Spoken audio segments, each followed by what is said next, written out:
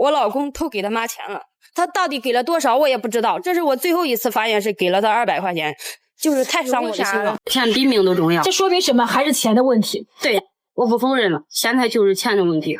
Just because her husband secretly gave 200 yuan to his mother-in-law, the woman became furious, and in a fit of anger went back to her parents' home.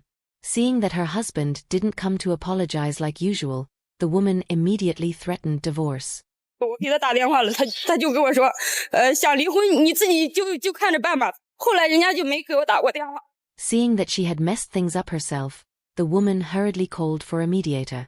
Facing the mediator's inquiry, she said she had no problems at all, everything was her husband's fault, and she tearfully accused her husband of being cold and heartless.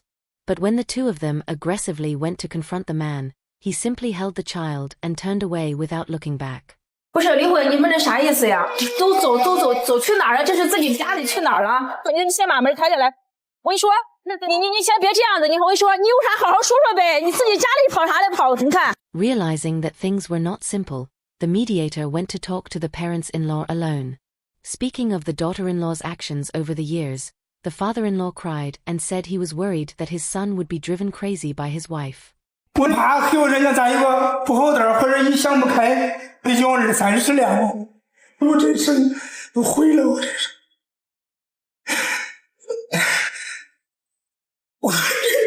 所以说你们也是心疼孩子，也心疼孩子，心里也不好受，但这个事儿也不知道怎么去解决。The matter of 200 yuan happened because the mother-in-law's arm was aching, and at that time the daughter-in-law also asked her to make 2 new quilts. The son felt sorry for his mother's health, so he gave 200 yuan to his mother to buy some nutrition, but once the daughter-in-law found out, she threw down the child and ran away. 为茅坑也吃200块钱，俺都没要的钱。你比如说你这个俺给了，人家要是明给哦，那都杀我了都。回来了，第一个把票赶老家了，老家都走了。After that, the mediator persuaded the father-in-law to call his son back home. The mediator felt puzzled, even confused, about the reason for their quarrel. 说做不成，我说不行，做我给你拿钱。我觉得你给你拿钱很正常呀。很正常啊。对呀，这很。完了他不行啊。The man told the mediator that he and his wife had been married for 7 years, and during these 7 years, his wife never agreed to him giving money to his mother. Every time, he could only secretly give his mother a little money when his wife didn't know.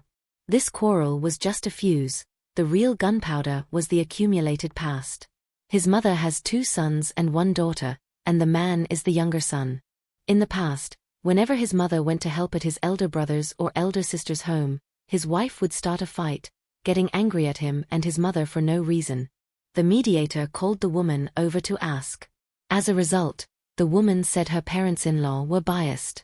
就因为我一会儿看不着他妈就去老大家卖东西了。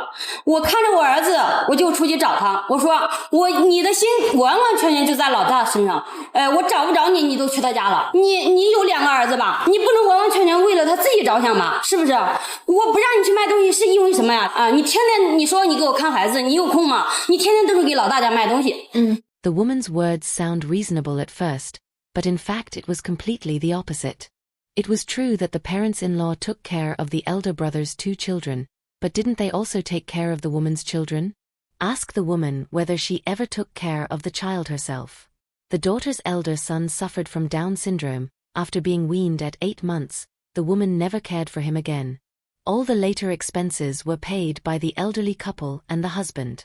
Until now, the elder son is already 7 years old, still unable to live independently, and has been cared for entirely by the 2 elderly. If there really was bias, wasn't it obvious they were biased toward the woman's children? Facing the mediator's questioning, the woman directly admitted it. 就是看他6个月吧，他正在哺乳期。那等于说是6个月之后，孩子都由他爷爷奶奶照顾。没有，好像8个月吧。8个月之后对8个月之后，此后你很少再管了。对。At this moment, the mediator finally realized the essence of the problem. The woman's view of marriage was somewhat wrong. Children are the joint responsibility of her and her husband, yet she took it for granted that the elderly must care for the children, while she herself never cared for them. 这想法真的有一点太偏激了。第一，你听我说完，你也有2个儿子，他们也有2个儿子，手心手背都是肉，左手右手都是自己的孩子，他没有说是偏这个不帮那个的道理。他帮了你的同时，他要顾顾老大，他顾顾老大的同时也会顾顾你。第二，你刚才跟我说了，孩子8个月之后一直跟着他爷爷奶奶，咱能说爷爷奶奶没管过咱的孩子吗？从我们每一次的吵架生气，我就不再要求这个孩子啊，你看不好啊，怎么成长，我就没有说过。从那开始，老大我就可以说我没有管过，但是我也没有要求过你们怎么做。Yet at this time, the woman suddenly turned the tables, loudly saying the parents-in-law were not good to the child and never truly cared. 儿子从小到大每件衣服都是我买的，问问他家人付出了什么。俺会到11月去了，1身以上都没有做。2身都脱了，我能成天跟那提前没有做吗？1身都没有做。咱2身了，哪一个掉一个掉，都做了1身以上，年下来都没有个新衣裳，那个衣裳穿着。那平常穿着，我年也还跟那撕心了都。The mediator hurriedly separated everyone, then persuaded the woman alone, yet the woman was still angry, and even the mediator became a bit angry. 但是他就没有尽心的尽正这个份，所以我生气，你知道吧？他不可能说什么都要解决你们，给你们，一点都不如你们的意，你们都这样那样那样这样找事儿。为了闹矛盾，给他要过啥？啥给我看好份，啥都可以。刘伟他要求了没？哪儿嘞？跟哪去都不叫，我这首先是因为没有给我看好份。你一直在奢求，你不是没有奢求；你一直在要求，你不是没有要求。你要求他不允许去老大家卖东西，你要求他尽量就尽少去老大家，你要求你得给我看好孩子，你要求你得对我的家人负责任。你才26月姑娘呀，你看你现在把自己过成啥样了？跟个怨妇，跟个泼妇一样。总而言之，那一句话，他对这个孩子确确实实没有半分责任和义务。In the end, under the mediator's persuasion, the woman's emotions finally eased, saying she could live well together. The husband also said, as long as the wife can peacefully live well, then naturally he wouldn't mention divorce again. However, just when everyone thought it was a perfect ending, the woman proposed a condition: as long as it was agreed, she could live well.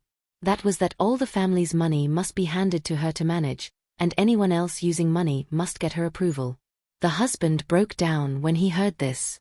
这个钱要是好好过，我都给他都无所谓。头一次钱都拿走，我没说钱都拿走都无所谓，我能挣。现在反正只要是跟我谈钱，别跟我谈。In fact, the money from the past few years had always been managed by the woman, but what did she manage it into? The wife endlessly demanded from his parents, and even if he secretly gave a little to his mother, she would explode with anger, then take all the family's property back to her parents' home. He had tolerated this for years, but now it was impossible to trust this woman again. This marriage, whether for the sake of his parents or himself, must end. The woman said that without money she had no sense of security, so she could never back down on this point. In the end, the mediation failed, and the two headed toward divorce. 钱比命都重要。这说明什么？还是钱的问题。对，我不否认了，现在就是钱的问题。200 yuan, originally just a small sum, yet it ignited the fuse of a marriage.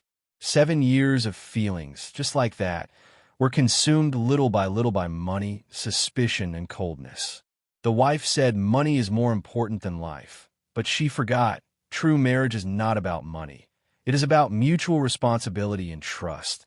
The husband wanted to be filial to his parents, yet he dared not do it openly, becoming the victim stuck in between. And the parents-in-law, clearly the most innocent ones, still had to bear the accusation of being unfair. In the end, this was never about 200 yuan. It was about the clash of 3 generations' values. The woman wanted absolute control, the man wanted basic filial piety, and the elderly only wanted to keep the family stable. In the end, this marriage collapsed completely. 200 yuan cannot buy nutrition, nor can it buy trust. In marriage, what truly suffocates people is not the lack of money, but the lack of trust and a lack of contentment. So here comes the question. Do you think the wife was too selfish, caring more about money than family? Or was the husband too weak, unable to protect his own small family?